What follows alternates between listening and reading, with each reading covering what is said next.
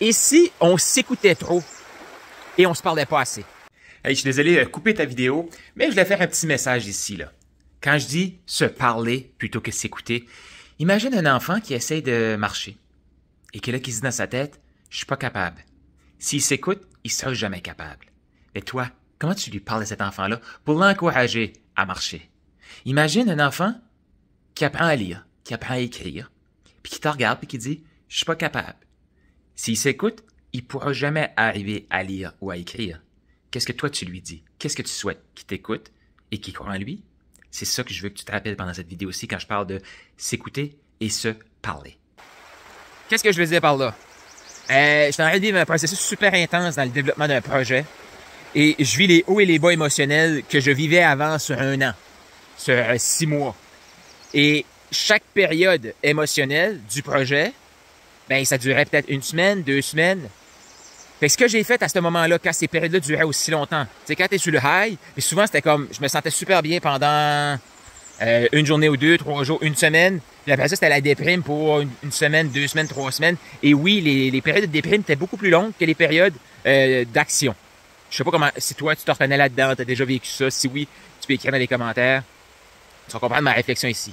Et ce que j'ai fait à ce moment-là, j'ai commencé à chercher des solutions, comment je fais pour gérer ça, ces émotions-là. Et là, j'ai fait des trucs de comprendre mes émotions, d'écouter mes émotions, de voir pourquoi c'était là. Et plus je faisais ça, ben oui, plus je comprenais mes émotions, je les recevais, j'apprenais à les accepter. Mais il y avait tout le temps dans ces trucs-là, c'était comme, tu vas apprendre à dominer tes émotions. Tu vas apprendre à contrôler tes émotions. Je suis comme, OK, c'est vrai, ben pour contrôler, il faut les apprendre, faut les comprendre, faut les écouter. Mais, et si la vie n'était pas faite pour être contrôlée, mais pour jouer? Et si la vie n'était pas faite pour être contrôlée, mais pour jouer? Parce que pour moi, ça n'a pas fonctionné. Et actuellement, je vois énormément de gens dans la société que plus ils écoutent leurs émotions, plus ils sont déprimés. Plus ils écoutent leurs émotions, plus ils ne savent plus où ils s'en vont dans la vie. Je les juge pas, ces gens-là. J'ai été cette personne-là. Puis peut-être que tu vas avoir le goût de me lancer des tomates après cette vidéo ici. Choisissant des mûres, là, tu sais. Pas les vertes. Les vertes, ça fait mal si tu veux me lancer des tomates. Mais des mûres, ça va pincer, mais ça frappera pas, tu sais. Fait que choisis les tomates très mûres si tu veux me lancer des tomates après cette vidéo aussi. Parce que je sais que ça va être dérangeant. Parce que c'est totalement à l'encontre du mouvement actuel d'écouter ses émotions puis de vivre ses émotions. Moi, je vais t'inviter à te parler. Je vais t'expliquer de où ça me vient cette idée-là. 1 mois ou 2 passés, je lis le livre La zone grise de Jean-Philippe Baudry, qui est un pasteur, un chrétien, un pasteur. Oui, je vais le mettre en perspective ici parce que ça va faire du lien par la suite. Je lis dans son livre, arrête de t'écouter, parle de toi. Cool. Ouais, c'est vrai, il faut se parler, il faut pas s'écouter. C'est bon, c'est bon. Dimanche, j'écoute le podcast de son église et il reparle de ce concept-là. OK, good. J'écoute un audiobook tout de suite de Dan Martell, un excellent entrepreneur, un entrepreneur dans les 8 chiffres. Et c'est la première fois que je trouve des entrepreneurs comme ça de qualité. Possiblement que c'est moi qui est ouvert à recevoir ces entrepreneurs-là. Un entrepreneur du Nouveau-Brunswick au Canada, Dan Martell. Allez voir ça, c'est Buy Back Your Time, un excellent livre. Et là, ce qu'il dit dans son livre, ben, c'est que on a des mécanismes souvent qu'on va faire quand ça va bien et quand ça va pas bien. Puis là, lui, il parle de l'alcool. Et moi, j'en fais comme, ben oui, c'est ça. Pourquoi à un moment donné, je me suis rendu compte que l'alcool, pour moi, c'était, je prenais 1 verre ou 2, l'énergie était basse. Ça me coupait mon énergie, puis à un moment donné, j'ai dit, j'en veux plus de ça, j'arrête complètement. Je suis un non-buveur. Et ce qu'il disait, c'est que, qu'est-ce qu'on fait? Qu'est-ce que moi, je faisais quand ça allait bien? Ben, let's go, on boit, on célèbre. Et qu'est-ce que je faisais quand je déprimais? Let's go, on boit. C'était le même comportement. Donc, mon être ne peut pas dissocier comme, OK, on boit, on se sent-tu bien, on se sent pas bien. Et là, on mélange tout. Mais une fois qu'on comprend ça, ben, on peut se parler. Bon, je vais mettre l'alcool de côté. Mais on voit-tu que des émotions, c'est normal. Actuellement, je vis un processus. Hier, je pleurais, je voulais tout abandonner sur mon projet. Les gens de Maximise, eux, ils savent. J'ai fait une autre vidéo où est-ce que j'ai expliqué tous les hauts et les bas que j'ai vécu dans juste 1 semaine. Mais hier, qu'est-ce que j'ai fait? Je me suis parlé. Je me suis expliqué pourquoi j'étais comme ça. J'étais comme, Carl, je comprends que tu voulais pleurer. T'as pas dormi pratiquement de la semaine. Mais là, j'ai bien dormi cette nuit. C'est la première fois que je dors 7 heures depuis la semaine passée. Mais t'as pas dormi pratiquement de la semaine.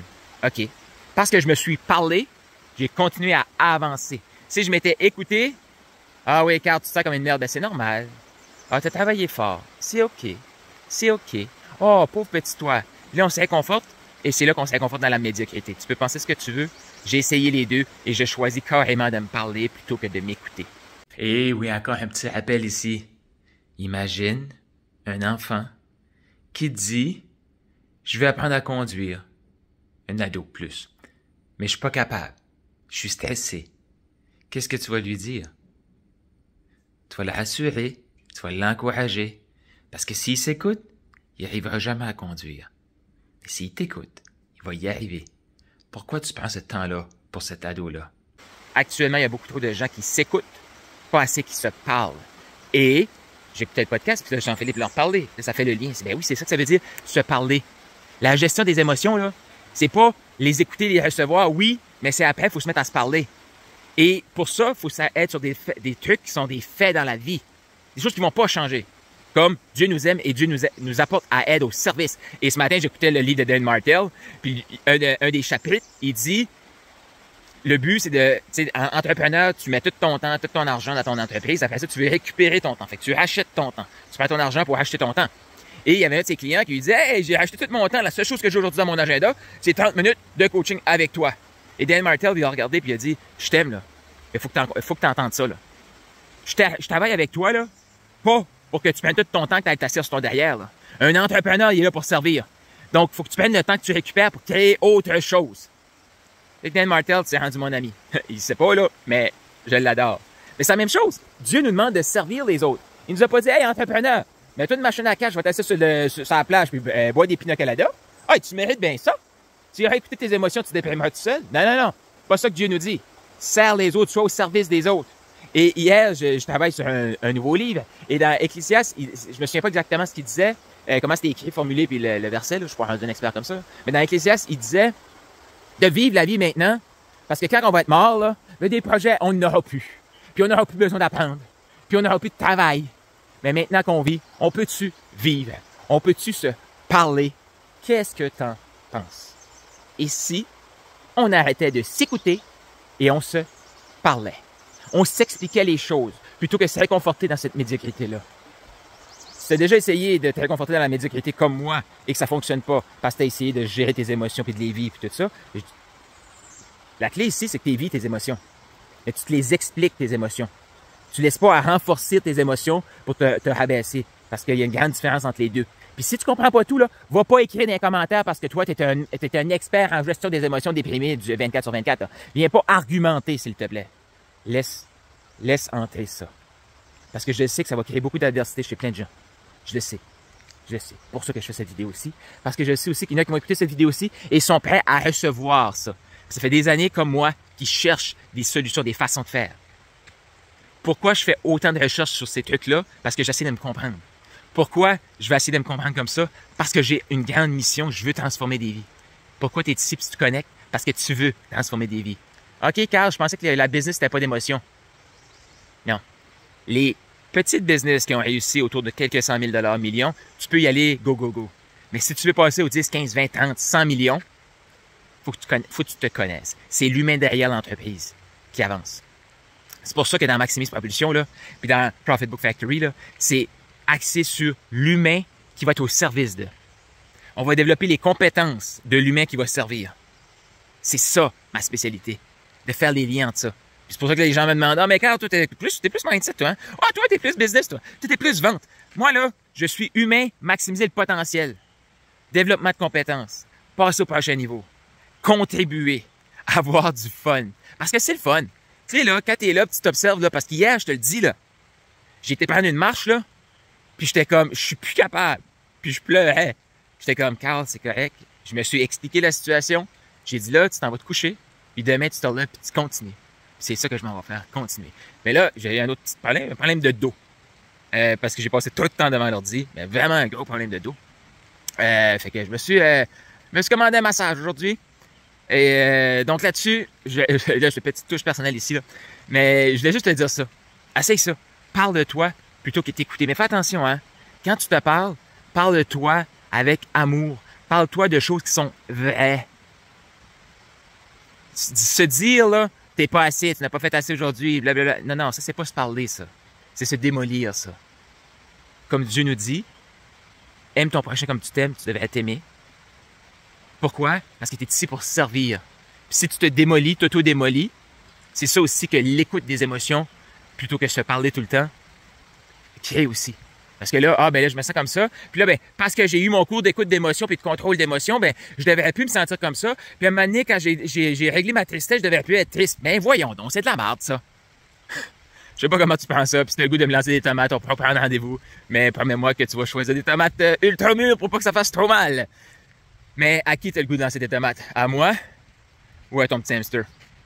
Bon, là, tu l'auras compris, je voulais terminer cette vidéo aussi pour te rappeler qu'est-ce que je veux dire. Qu'est-ce que ça veut dire? S'écouter et se parler. S'écouter, c'est accepter qu'on n'est pas capable, qu'on est une merde, qu'on n'est pas assez. Se parler, c'est s'encourager, avec bienveillance, avec amour. Rappelle-toi le bébé qui essaie de marcher. L'enfant qui essaie d'apprendre à écrire, qui essaie d'apprendre à compter. L'ado qui essaie d'apprendre à conduire.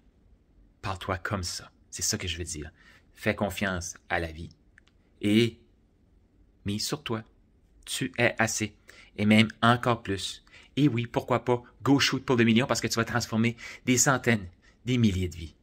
C'est ça ton rôle, servir les autres. Donc, oublie pas, on se parle comme à un enfant pour obtenir les résultats qu'on veut obtenir. Comme l'enfant qui te dit, je suis pas capable de marcher. Tu l'encourages parce que s'il s'écoute, il marchera jamais. Est-ce que toi, tu vas marcher?